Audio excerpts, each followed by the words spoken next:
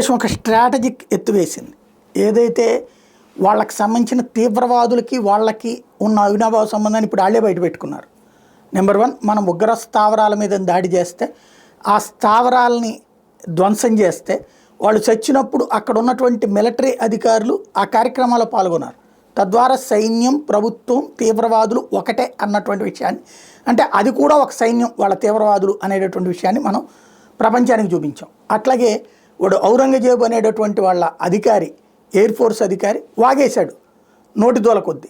ఏమైనా పుల్వామా మీద అటాక్ ద్వారా మా ప్రజల ఆకాంక్షలు నెరవేర్చామని. అంటే వాళ్ళ ప్రజలు అట్లాగా చాటు దెబ్బలు తీయమనే సన్నాసులు అన్నటువంటి విషయం వాడు అంటున్నాడు. కానీ పాపం వాళ్ళ ప్రజలు అట్టంటోళ్ళని నేను అనుకోను. ఎదురు దమ్ముతో ధైర్యంతో వెళ్ళాలని కోరుకుంటారు. కానీ వాడు సన్నాసి అన్నటువంటి విషయం అర్థమైంది.